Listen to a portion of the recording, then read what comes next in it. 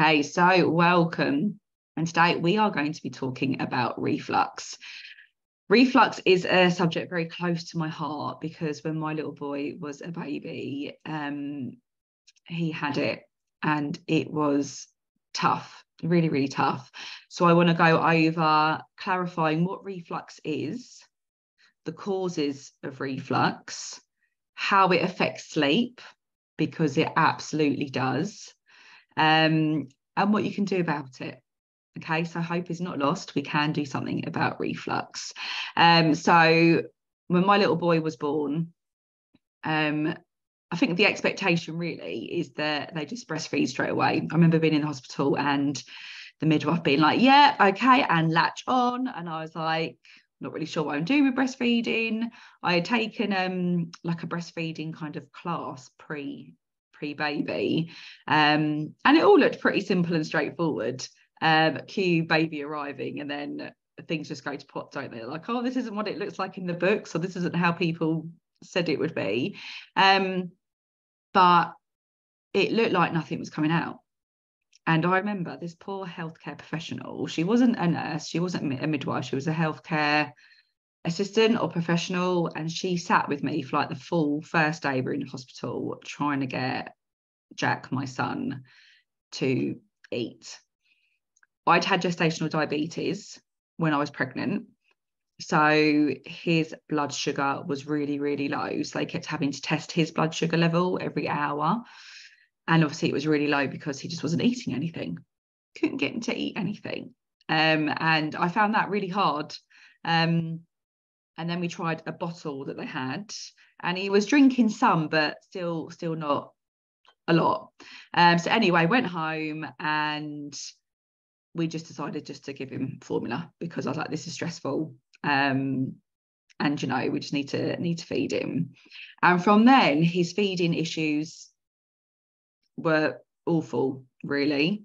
So I used to feed him and he would literally bring up everything that he had.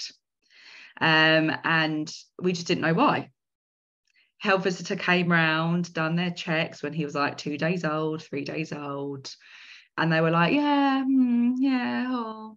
And like just didn't really give us an answer of anything really, which was really, really unhelpful. And it got so bad we were having to put like towels down around us when we fed him. I was scared to leave the house and feed him somewhere public because I knew he was gonna vomit it all up. He was then going to scream and cry. And that to me was just really, really stressful. Like even going around to like relatives' house, I would try and avoid going round when it was feeding time because I was so worried about it, and so anxious about it. And I would like be holding him and feeding him, and it's like the first kind of gulps that he took, as soon as that milk hit his tummy, he would just scream. And I would just be like, I don't understand why. I don't understand what's happening. I don't know. So then someone had kind of said to me about reflux, and you then get on Google and you're trying to look at this and you're trying to look at that. I couldn't figure it out. And I remember asking my health visitor, she was like, oh, well, yeah, it could be reflux, but you know, he'll grow out of it. I was like, oh, okay, like when? And they were like, oh, we don't know. And I was like, oh, okay, awful. So I remember going to the doctors and asking for some medication for it. And it's a medication they now don't give to anybody, which makes me really worried for 6 years ago for when he was on it. But anyway, I got really interested in reflux, as I did with sleep, because it's something that my little boy suffered with massively. So he would only sleep being held upright and normally on one of our chests. And so what I now know is that he didn't like being laid down because it was really painful for him. So what is reflux? Reflux is the regurgitation, apologies if you are eating, regurgitation of the contents of the stomach. Okay, that's what reflux is. So for babies, there are only ever 2 reasons that reflux happens. Okay, 2 causes. The first one is that baby is swallowing too much air. The reason for this is because there isn't a proper seal formed when they are feeding. So this applies to breastfed babies and two bottle fed babies. It makes no difference how they're being fed. They cannot make a proper seal. So more often than not, it's because of a tongue tie. So their tongue cannot reach up and make a seal around the teat, whether it's boob or bottle. Okay, so what that means that when they are sucking, because there's not a proper seal, lots of air is going down their throat and into their tummies. That is really painful for them. And now I can see for my own son, that's what was really painful for him, because their stomachs are only so tiny when they're very little as well, so tiny. So that air is going down into their tummies and it is causing them pain. Okay, so when there is too much air in the tummy, it's got nowhere to go, so it pushes everything upwards. So it pushes up from the stomach all the way up through to their throat. Okay, so people are talking about reflux or silent reflux. So silent reflux is when the contents don't particularly come out from the mouth, so they're not sick, but what it's doing is it's burning their throat, because it's the acid from the stomach that is traveling up their esophagus and their throat, and it's burning. So that is painful for them. So they'll have a painful tummy because there's lots of air in there and it's really uncomfortable, and they're only babies and they don't know how to get rid of it themselves. It's either then coming all the way up and all the way out, which is really unpleasant in itself, or it's not coming all the way out and it's burning their throat. Okay, so that is because too much air is getting into their tummies. So it could be a tongue tie, which is at the bottom underneath your tongue. They won't have full range of movement. They might have lip ties, which is at the top, at the bottom of your lip. Okay, so that's the first reason or cause of the reflux. The only people that can diagnose any kind of ties, whether it be lip or tongue tie, is a tongue tie specialist or a lactation consultant. So I've got a form I'm in the UK, so I've got a little red book. So in that, and it was ticked a check at birth, no tongue tie present, but that's done by the midwife. And I'm not saying that midwives are inexperienced at all. However, knowing now what I know and seeing my son's tongue, and there's a test you can do to figure out if they've got a tongue tie, he definitely has got a tongue tie. So that wasn't picked up at birth and that wasn't recommended to me. No one said to me, I'll go and check for a tongue tie. No one ever said that. So the reason they can't form a proper seal around the boob or bottle is because they don't have full range of movement in their mouth. So their tongue can't come up and make a seal, or their lips can't go round properly and make a seal, meaning they've taken on too much air, which is causing pain in their tummy, and then the contents of their tummy to come up and burning their throat or coming all the way out. Okay, the other cause of reflux is an intolerance.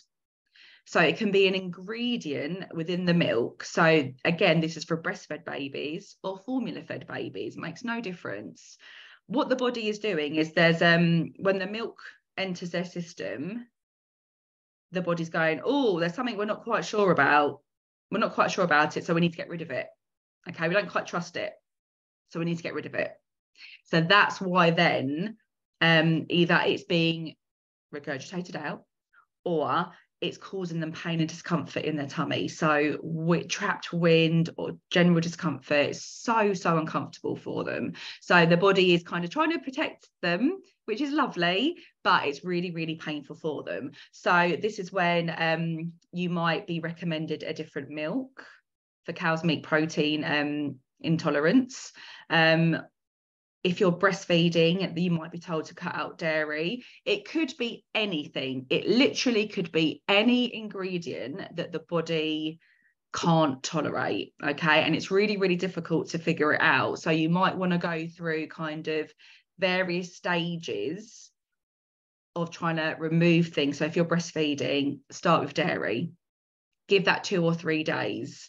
And then, okay, right, no difference. Okay, so let's cut something else out. One family that I worked with, oranges. The baby was a little bit older, kind of like the 11-month mark, and they were starting to give kind of solid foods. And it was oranges. turned out. So you can go and have a test, an intolerance test, find somewhere local to you, but there are people, professionals that you can go to figure it out. So those are the two reasons for reflux. Okay. Hand in hand, that goes with eczema. So if your little one's got an intolerance, it's pretty common that they're then going to have eczema, because again, it's coming out in your little one's body to say that their body isn't agreeing with something. So I've mentioned it before about how it affects sleep. So reflux, when you lay your baby down on their back and they've got wind and discomfort going on in their tummies, or they lay down and then everything just kind of sits here and it burns and it's really uncomfortable for them. So if you've got a little one and every time you try and lay them flat on their back and they kick off, that could be an indication. If they're pulling their legs up to their tummies or really, really wriggling, that's an indication. So things you can do, if they're in a Moses basket or a crib or a cot, you can make the top of it come up a little bit. Okay, so elevate it just a teeny tiny bit, not so that they're sliding down, but we want just a little bit of an elevation, just so their kind of head and throat is just a little bit up. Okay, so if your little one is sleeping really well in the car seat, that could be another indication that actually their body, their throats and their tummies are in a really good position and they're comfortable to sleep. So you could either get some books and put them underneath the head end feet of your cot or crib, likewise with your Moses basket, or you could roll up kind of a towel or blanket and put it underneath the mattress of your Moses basket, crib or cot, just so it's elevated a little bit. If you've got any suspicions that your little one is in pain or in discomfort, please go and see someone. And I know it's really hard to go to your GP, because when I first took my son, I mean, he called me a young first-time mum, which I was very happy about. But I was like, just because I'm a first-time mum, it doesn't mean that your intuition is wrong. You've got that gut feeling. You've got that parental intuition. You just know, your little one's the best. So don't let anyone try and fob you off. I know it's hard, and I know there's brilliant health visitors and there's brilliant doctors. There absolutely is. But if they're telling you, oh, it's a phase, they'll get through it, that isn't much help to you. Okay, so you will automatically have that feeling of there's something going on and I don't quite know what it is. So reach out to a tongue-tie practitioner or a lactation consultant.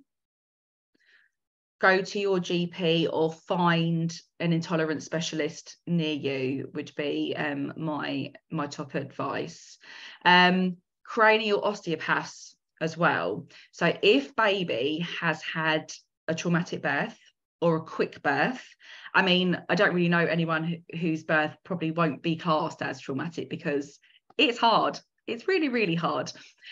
So what happens is, if baby has a really quick birth, especially C-section as well, or there's forceps or ventouse used as well, what that will cause your little one to do is, when they're being born, is tense up, because it's stressful. So they hold tension in their shoulders and in their neck and in their jaw. So that could be another reason why they can't form the seal properly when they are feeding. A cranial osteopath will go and release all of that tension of your little one, okay, and it will relax them. If your little one does have a tongue tie and they have it revised, always go and see a cranial osteopath afterwards as well, okay? It's really, really important. And this is where we can talk about dummies as well. So people's views on the dummies differ, and that's absolutely fine. If you want to give your baby a dummy, you go ahead and give them a dummy, okay? This is where dummies for me can be useful, because what that does is it encourages your little one to swallow. So if they've got silent reflux and it's coming back up the throat, and it's sitting there and they've got a dummy and it's causing them to swallow, it's washing away the pain almost. For me, dummies have a time and a place. I'm not like, oh, never use a dummy. I've got plenty of pictures of my little boy with a dummy. Okay. And I think you probably all heard me say before about before Jack was born, some of my family are very old school, and they were like, oh, we don't give babies dummies. And I'm like, oh, okay, sure, we don't. What do I know? I'd never, my first time of having a kid. And at my baby shower, my aunt bought me a joke dummy. It's a real dummy, but she can't, it's a joke dummy, because, like, you know, we don't use dummies. And I don't know what, but something told me to keep this dummy. And the first night home from the hospital, I tried laying my son in his Moses basket, and I just thought, yeah, we'll go upstairs and we'll go to sleep, and then a few hours later he'll wait for a feed, and then we'll go back to sleep. I tried laying him down, and he was like, nope, I am not having this. And he was crying and screaming. I was like, I don't know what to do. And then I remember screaming at my husband, get the joke dummy, get the joke dummy. And he's like, what? I'm like, the dummy from Auntie Carol, go and get the joke dummy. And he did, and like ran it under like hot water and sterilized it as quick as we could. Gave my son the dummy, he stopped crying. I was like, well, he's having a dummy now.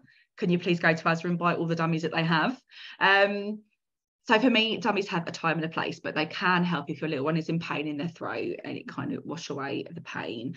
So it really massively can affect sleep, especially nighttime sleep, because that's when their tummy's at their most fullest as well. So that can be sitting there, and if you're still feeding overnight and it's taking them a long time to bring up wind, or you try and lay them down and they're squirming around, and then you're just like, oh, something's going on, but I can't quite tell what it is, that can be another indication as well. So if you've got any worries or concerns, reach out to a professional. There are people out there that can help, I promise you. Okay, but listen to your gut, listen to your feelings. You know your babies and children better than anyone else. But I just wanted to explain what reflux was, and how it kind of presents, and what you can do about it. Okay, so if there's a tongue tie, you can have it revised. If there's an intolerance, you can find out what it is. You can get to the bottom of it. It does take a bit of investigation work, but if you've got any kind of inkling that something's just going on for your little one, then absolutely reach out and to someone, and you can absolutely get it sorted. Okay, so thank you so much, and I will join you on the next one.